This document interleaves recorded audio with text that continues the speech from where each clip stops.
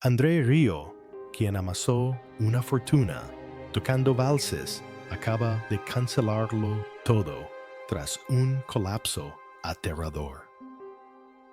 A los 74 años, su cuerpo finalmente dijo, basta en la Ciudad de México. Los fans fueron enviados a casa, los conciertos se cancelaron y ahora su hijo ha tomado el control de su enorme imperio. La impactante verdad: el hombre, que realiza 100 conciertos al año y posee 80 propiedades, podría verse obligado a jubilarse, aunque juró que tocaría hasta los 140 años. Su último concierto en Maastricht podría ser su despedida para siempre. André Río nació en Maastricht, Países Bajos, en 1949, en una familia donde la música lo era todo, pero el amor era difícil de encontrar. Su padre era director de la Orquesta Sinfónica de Maastricht, un hombre serio que creía en la disciplina, no en el cariño. André fue el tercero de 6 hijos y durante su infancia su hogar parecía más un campamento militar que un lugar para niños. Los abrazos y el cariño eran escasos. Sus padres eran católicos estrictos que creían en las reglas y el silencio. No permitían que sus amigos lo visitaran. No se rieron mucho. André dijo una vez, mis padres no me querían mucho. No era una suposición. Era algo que creía profundamente y que se le quedó grabado. Desde pequeño, la energía natural de André chocaba con el estilo frío de sus padres. Su madre estaba tan centrada en las calificaciones y la práctica musical que cuando los profesores llamaban a André artista, se sentía insultada. Esa mentalidad hacía que André se sintiera invisible a menos que su desempeño musical fuera perfecto. Pasó años en terapia intentando comprender por qué su infancia se sentía tan vacía. Pero quizá ese vacío se convirtió en el combustible que un día lo ayudaría a cambiar la forma en que el mundo percibe la música clásica. A los 5 años ocurrió algo inesperado. André se enamoró no del violín, sino de su profesora. Tenía 18 años, era rubia y guapa. Apenas podía prestar atención durante las clases porque estaba muy distraído con ella, pero ese enamoramiento le dio una razón para tocar el instrumento a diario. No le importaban las escalas ni la técnica. Solo quería copiar su forma de tocar. Observó sus manos, sus movimientos, su sonido. Y en cuestión de semanas, mientras otros niños aún luchaban con las notas básicas, André ya había descifrado el vibrato, la vibración emocional del sonido que da vida a la música. Eso fue lo que se le quedó grabado, no la perfección, sino la emoción. A medida que crecía, la tensión con su padre no hizo más que empeorar. André no quería tocar música clásica, rígida y seria. Quería que fuera alegre, divertida y llena de vida. Pero para su padre, esa idea era un insulto. Cuando André le dijo que quería tocar valses, su padre le espetó. No te eduqué para tocar valses. Fue un rechazo frío. Y la situación se enfrió aún más cuando André trajo a su futura esposa, Marjorie, a casa. En lugar de darle la bienvenida, su madre le dijo que se fuera y que André regresara a su habitación, limpia como un niño. Esa fue la gota que colmó el vaso. Salió con Marjorie y nunca miró atrás. Desde ese día, sus padres no fueron a ninguno de sus conciertos, ni siquiera cuando llenaba estadios por todo el mundo. Cuando su padre falleció, en 1992, falleció sin ver jamás en qué se había convertido André. Pero tras todo este rechazo, André estaba tramando un plan. Mientras trabajaba en la orquesta de su padre, empezó a notar algo extraño. A la mayoría de los músicos parecía no importarles la música. Hablaron del clima, se quejaron del sueldo. Era un lugar sin vida. Pero entonces, durante los bises, ocurrió algo mágico. La orquesta tocó un vals de Strauss y de repente el público se emocionó. La gente sonrió, tarareaban. La energía cambió. Fue entonces cuando André supo que esa era la música que quería tocar, no para impresionar a la crítica, sino para conmover. Un día tocó una suave serenata para una mujer moribunda que llevaba días sin abrir los ojos. Pero al llenar la sala con la música, ella los abrió. En ese momento, André comprendió el verdadero poder de la música. No se trataba de ser perfecto, se trataba de sentir. Fue entonces cuando empezó a gestarse la idea de formar su propia orquesta. En 1978, a los 29 años, con su hijo recién nacido en casa y con poco dinero disponible, André empezó con poco. Formó la orquesta del Salón de Maastricht con apenas un puñado de músicos. Tocaban donde podían. Bodas, ayuntamientos, pueblos fronterizos, cerca de Alemania y Bélgica. Tocaban valses antiguos y música de salón que la mayoría de la gente había olvidado. No era glamuroso. No ganaban mucho dinero. Pero a André no le importaba. Estaba haciendo lo que amaba. Una noche, durante una pequeña actuación, tocó el Vals de Oro y Plata de Franz Lehár. Se entregó por completo a ello y sintió un cambio. Fue como si la música le hablara. Esa noche, decidió que este era su futuro. No le importó si los críticos decían que era cursi. No le importaba si la élite se reía. Creía que la música clásica podía ser alegre. Y no iba a parar hasta que todos la vieran también. En 1987, André Rieu se encontraba en un punto de inflexión. Tenía casi 40 años y llevaba casi 10 dirigiendo la orquesta del Salón de Maastricht. Pero algo no encajaba. La emoción se había esfumado. Los límites eran evidentes. Y el antiguo formato ya no era suficiente. Quería algo más grande. No solo quería tocar música, quería crear magia, la alegría y el espectáculo que la gente sentía cuando el propio Johann Strauss tocaba el violín, mientras dirigía moviendo todo su cuerpo al ritmo. Esa energía, esa diversión, esa sensación de estar vivo. Rieu quería recuperarla, pero no fue una decisión fácil. Empezar algo nuevo implicaba un riesgo enorme. Contratar músicos profesionales significaba mucho dinero, y no era rico. Cada músico que traía suponía una mayor presión financiera para él. Las contrataciones eran inciertas, y la música clásica no era precisamente conocida por asumir riesgos. Sin embargo, en el fondo, sabía que debía intentarlo. El 1 de enero de 1988, su nueva creación, la orquesta Johann Strauss, ofreció su primer concierto. Era un grupo pequeño, con solo 12 músicos y un público modesto, pero algo en ello se sentía diferente. Rieu no seguía las reglas. No vestía a la orquesta con el negro habitual. No mantuvo el escenario tranquilo y formal. Incorporó risas, melodías folclóricas, iluminación dramática y un toque teatral. A los críticos no les gustó. Lo llamaron barato y efectista. Pero el público aplaudió, sonrió y se involucró.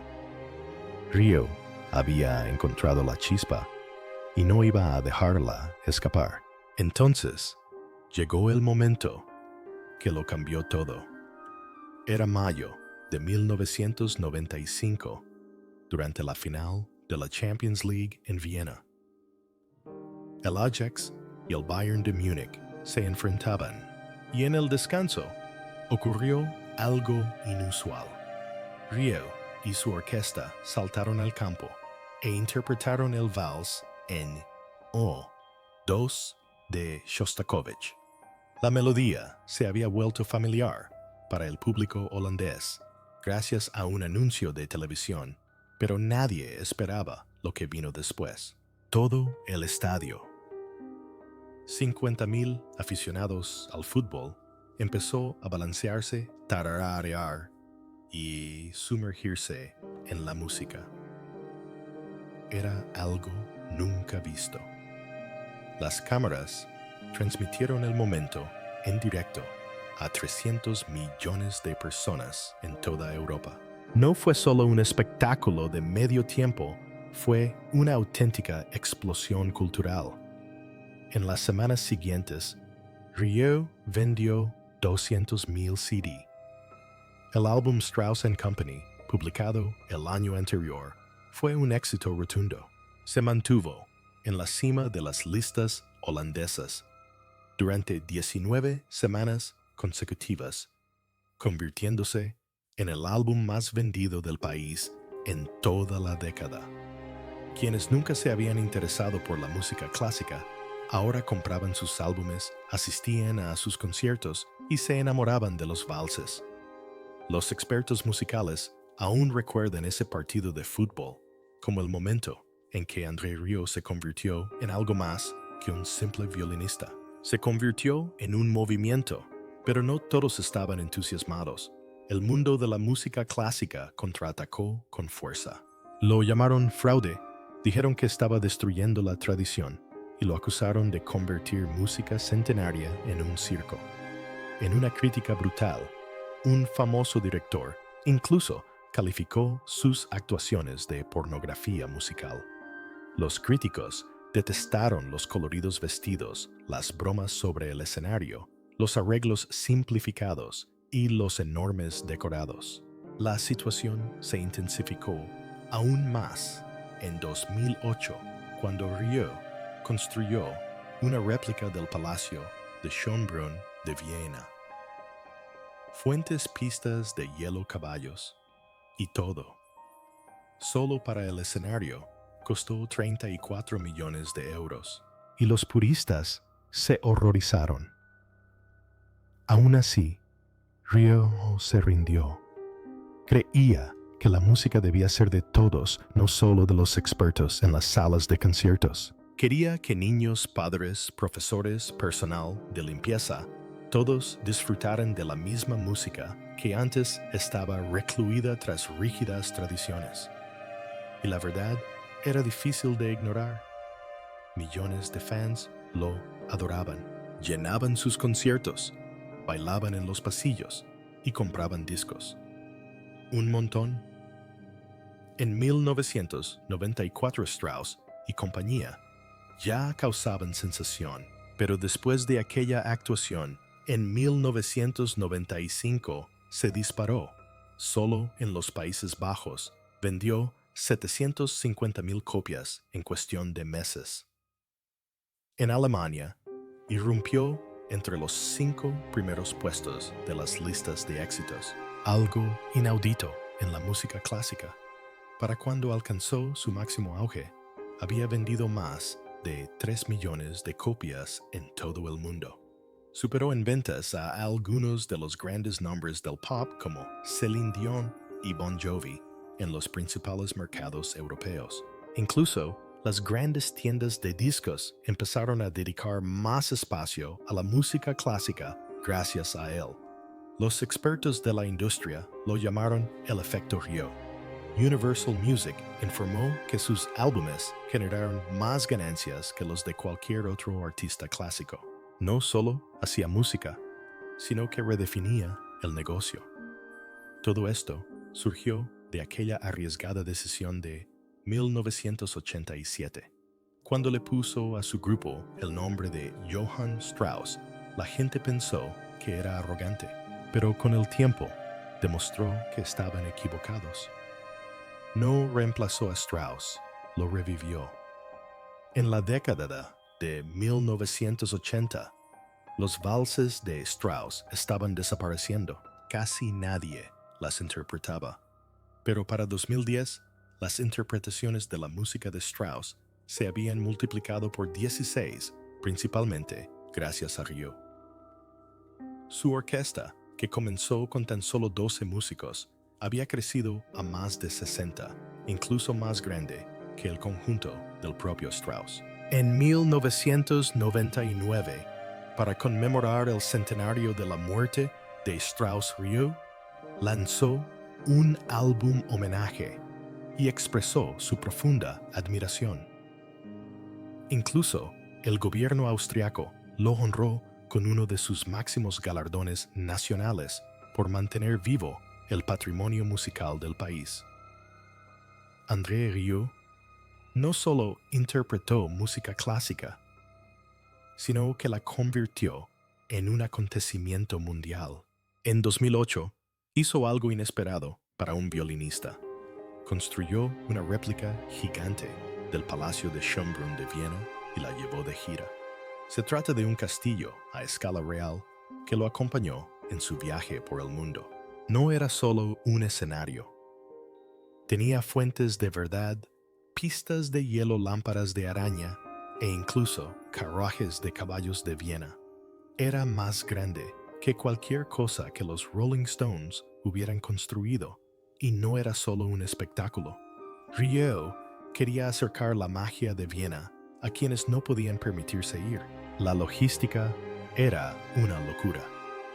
Cada vez que se instalaba 100 trabajadores, tardaban 6 días en construir el escenario, pero valió la pena. El público llenaba estadios de toda Europa y Australia. Solo en Melbourne, 38,605 personas llenaron el Telstra Dome para verlo actuar, batiendo el récord del mayor concierto de música clásica jamás celebrado en Australia.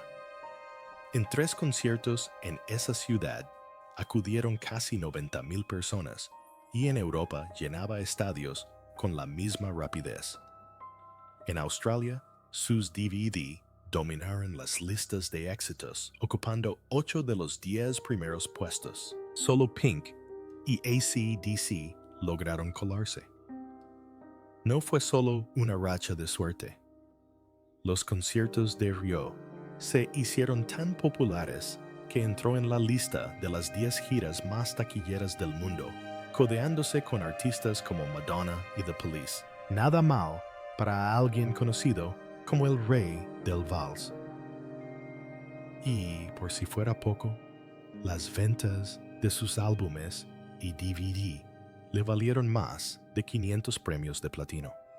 Una cifra que ningún otro músico clásico ha alcanzado jamás.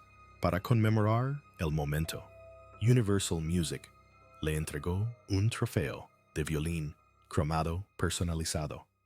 Dijeron que su éxito era algo nunca visto en el mundo de la música, pero no todo era oro y plata. En 2016, la tragedia golpeó durante lo que se suponía sería una alegre gira navideña por el Reino Unido. El trombonista de toda la vida, de Rio Rude Merckx, sufrió un paro cardíaco repentino mientras dormía mientras la orquesta se encontraba en Leeds. Llevaba más de 2 décadas con Rieu. Su esposa, también violinista de la orquesta, estaba a su lado. Tenían 2 hijos en casa. El momento fue como un puñetazo en el pecho para el grupo. Rieu no dudó. Canceló el concierto en Nottingham esa noche y poco después pospuso el resto de la gira por el Reino Unido. Londres, Birmingham, Manchester y Glasgow desaparecieron del calendario.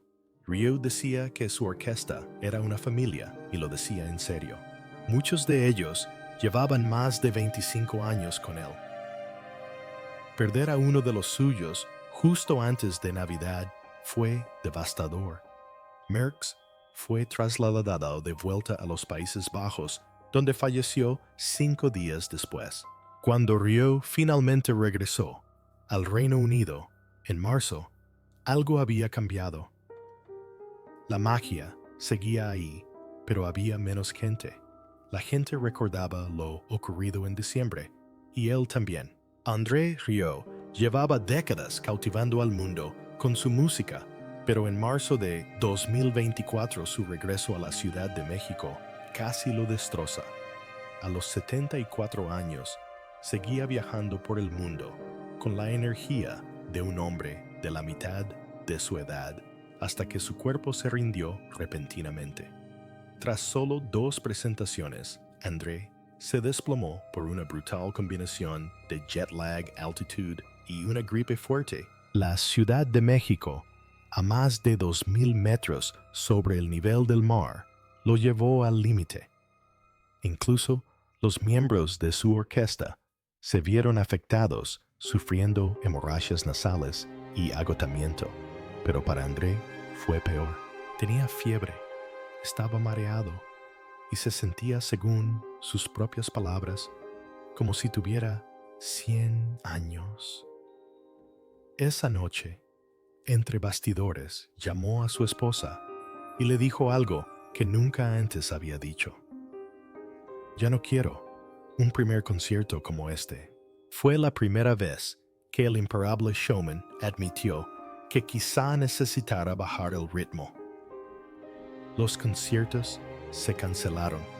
40,000 fans se quedaron sin ellos, y el hombre que se enorgullecía de no perderse nunca una actuación tuvo que irse a casa. Esto no fue solo un susto aislado. André llevaba años sobrellevando una enfermedad. En 2010 perdió el equilibrio debido a una infección viral en el oído interno, lo que arruinó su gira y tardó meses en recuperarse. Incluso actuó con fiebre alta en 2019. Nunca dejó que nadie viera el dolor, pero México era diferente. Le temblaban las piernas, pensó que no podría aguantar más, y esta vez lo dijo en voz alta. De vuelta en Maastricht, lo dejó claro. No iba a torturarse más. Su hijo Pierre, quien ya había asumido la mayor parte de las responsabilidades del negocio, dio un paso más. Empezó a cambiar la forma de planificar las giras. Se acabaron los agotadores viajes internacionales. Ya no se arriesgaban más. Empezaron a planear conciertos más pequeños y más cercanos, quizás solo en Europa. México, probablemente nunca más. Pierre se había convertido en algo más que un simple gerente. Ahora era él quien mantenía a su padre a salvo. Con el paso de los años, poco a poco le había quitado un peso de encima a André, encargándose de la logística del equipo y de que todo funcionara a la perfección. Antes, André quería tener el control sobre cada detalle. Ahora, confiaba plenamente en Pierre. El vínculo entre ellos se había fortalecido tras cada susto de salud. Y entre bastidores, Pierre se había convertido en el que dirigía el barco, asegurándose de que su padre pudiera seguir haciendo lo que amaba, pero sin arriesgar su vida. Pero la trayectoria de André no se ha limitado a sustos de salud y altibajos musicales. En 2015, se enfrentó a una controversia inesperada que no tenía nada que ver con la música. Durante uno de sus famosos conciertos de verano en Maastricht, 11 niños de un grupo musical rumano subieron al escenario. Formaban parte de un conjunto liderado por la leyenda de la flauta de Pan, Gheorghe Zamfir. Todo parecía ir bien, hasta que las autoridades holandesas impusieron a André una multa cuantiosa, alegando que los niños habían actuado más allá del horario laboral legal para menores. 236.000 euros, posteriormente reducida, pero aún así una de las multas culturales más cuantiosas de la historia holandesa. El equipo de André contraatacó. Dijeron que los niños no actuaron después de las 11 p.m. Simplemente regresaron al escenario para saludar durante la bajada del telón. Y técnicamente, esos niños estaban bajo la dirección de Saint-Firmin de André. Fueron necesarios 2 años de litigios, pero al final el tribunal le dio la razón. No era su empleador. La multa fue desestimada. Aún así, el caso causó controversia y para algunos críticos dejó una marca en su reputación. A pesar de estas sombras, André Rieu nunca perdió su conexión con la gente. En 2019, cuando a una banda de músicos con discapacidad mental le robaron todos los instrumentos, André no lo dudó.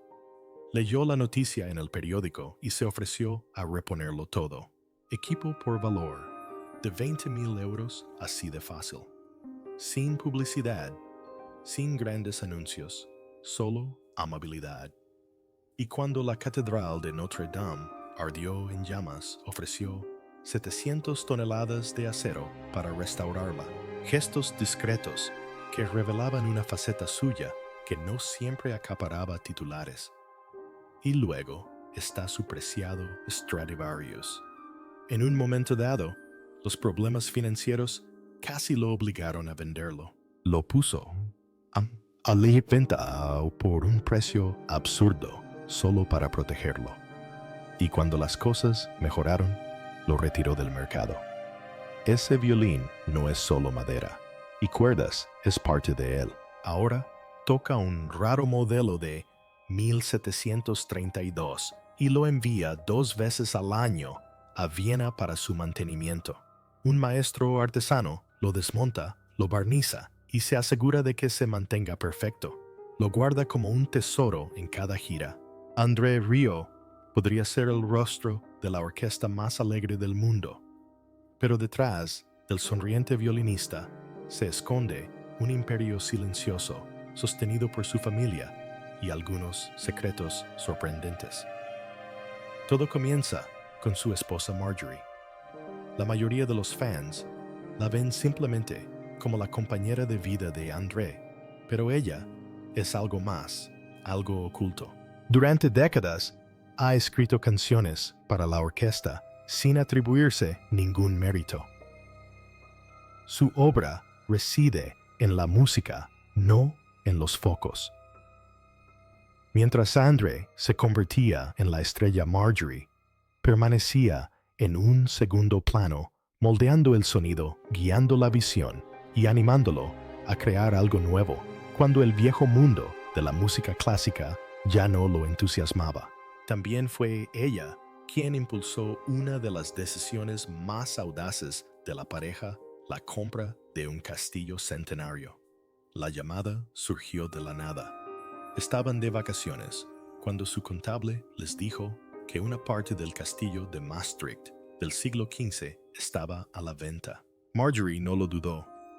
«Vender más discos», dijo, y así, sin más, la familia Rieu lo compró. No era solo una casa, se convirtió en la sede de toda la operación Rieu.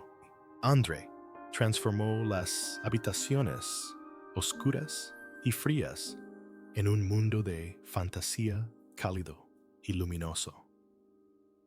Él mismo diseñó el lugar, mezclando estilos austríaco-bávaro y veneciano. El castillo ahora es en parte oficina, en parte espacio de espectáculos y en parte sueño. Y, en lo más profundo, aún se pueden oír los ecos de la música y los susurros de las decisiones familiares que moldearon el imperio. Ahora, la siguiente generación se adentra en ese mundo. La nieta de Andre Daisy solo tiene 9 años, pero ya ensaya al piano con la orquesta. No es un truco publicitario. Así funciona el legado de Rio, silenciosamente, gradualmente, con amor y talento. André sabe lo que significa crecer en la música. Él lo vivió y ahora Daisy también lo vive. Al igual que su padre, Pierre, hace años cuando dejó de trabajar entre bastidores para convertirse en el director comercial de la orquesta, la familia Rio no obliga a sus hijos a ser el centro de atención. Abren la puerta, los dejan entrar y esperan a que empiece la música. André Rio no solo tocaba música, derribó todo lo que hacía que los conciertos de música clásica parecieran rituales fríos y distantes. Al subir al escenario, no se trataba de silencio postura ni smoking. Se trataba de alegría. Si tenías ganas de bailar, te quería en los pasillos. Si querías cantar, aplaudir o llorar, estabas en el lugar indicado. A finales de la década del 2000 y principios de la del 2010, le decía al público que no se molestara en usar vestidos de gala a menos que planearan bailar con ellos. Convirtió la sinfonía en una fiesta y la gente lo adoraba por ello. En aquella época, la mayoría de los conciertos de música clásica parecían más conferencias que espectáculos en vivo. Ropa rígida, público silencioso y reglas tan rígidas que incluso aplaudir en el momento menos oportuno podía generarte una mirada desagradable. Rio odiaba eso. Tras años en orquestas tradicionales, estaba harto de la fría división entre músicos y público, así que le dio la vuelta a la tortilla. Sus conciertos empezaron a parecer más bodas que recitales llenos de risas, emoción e incluso nieve artificial cuando convenía. No era solo rebelión, era astucia. Mientras otros se limitaban a carteles y anuncios en periódicos, Rio se lanzó a las redes sociales antes de que la mayoría de sus competidores supieran siquiera de qué se trataba.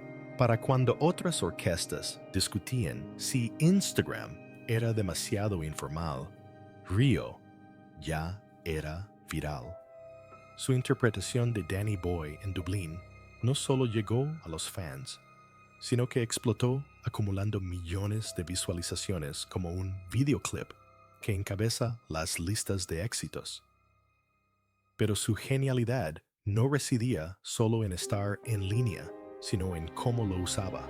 Cada parada de la gira incluía música regional, temáticas locales y contenido pensado específicamente para esa ciudad. No solo invitó a los fans, sino que los atrajo al espectáculo. Desde encuestas hasta adelantos, fiestas y sorteos, cada detalle estaba planeado para construir una comunidad. Hizo que la música clásica pareciera pertenecer a todos, no solo a quienes entendían a la perfección las sinfonías de Beethoven. Luego llegó la era del cine. No contento con llenar estadios, Rio llevó sus conciertos a la gran pantalla, pero en lugar de filmar un escenario y dar por finalizado, el día contó una historia. En su película de 2025, El sueño continúa, lleva a sus fans en un viaje fluvial por su ciudad natal, combinando videos caseros, imágenes tras bambalinas y actuaciones en directo de todo el mundo. Ya no se trataba solo de música, sino de recuerdos, emociones y de dejar que el público se adentrara en su sueño. Incluso las salas de cine tuvieron que adaptarse. Atrás quedaron las reglas del silencio y la espalda recta. Ahora la gente podía traer bocadillos, tomar bebidas y disfrutar de una noche que parecía más una celebración que una proyección. Río entendió algo simple, pero conmovedor. La gente quiere sentir algo real, y él se lo dio. Al principio, las críticas fueron brutales. Se burlaron de su cabello, su espectacularidad y su enorme base de fans. Algunos lo llamaron lo peor que le había pasado a la música clásica. Pero la situación cambió cuando las escuelas de negocios y los economistas empezaron a prestar atención.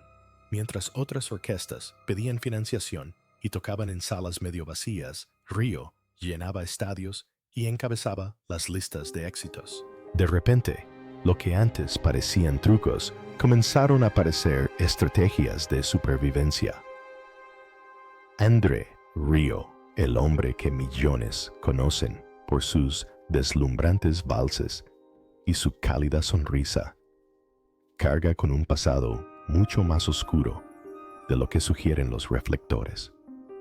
Detrás de los grandes conciertos y las giras con entradas agotadas, se encuentra un hombre que pasó años en terapia intentando reparar el daño causado por un padre frío y distante.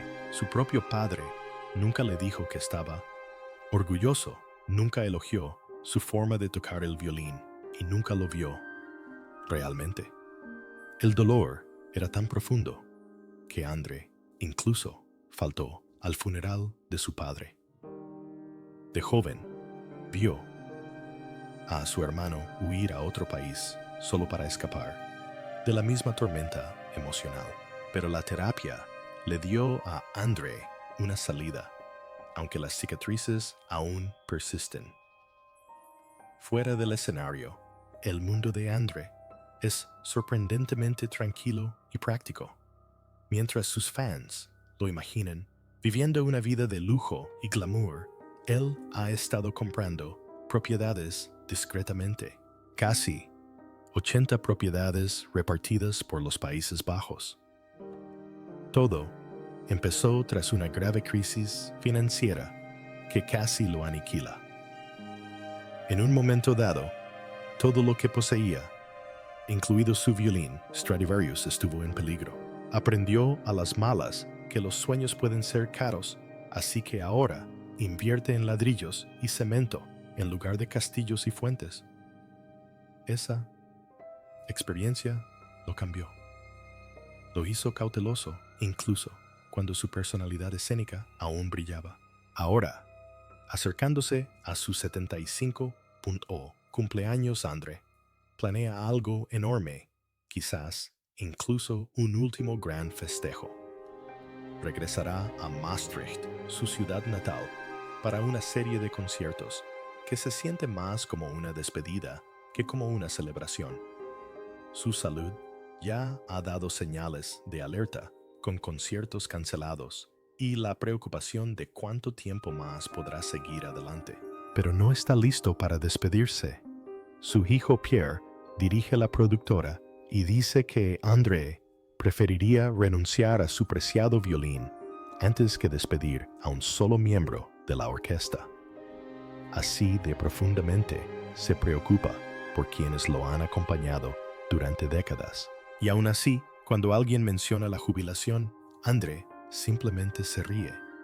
Bromea sobre actuar hasta los 140 años y lo dice medio en serio. Ese espíritu tenaz lo impulsa a seguir adelante. Incluso a sus 75 años sigue dando hasta 100 conciertos al año mientras viaja con un entrenador personal y se obsesiona con dormir para mantenerse despierto. Cree firmemente que la música tiene poderes curativos. Lo ha escuchado de sus fans, incluso de médicos, que dicen que sus conciertos son como una medicina. Y quizá, por eso, no se detendrá. Porque para André Río, cada nota que toca es una forma de devolver algo, una forma de mantenerse joven y una forma de reescribir el dolor con el que creció.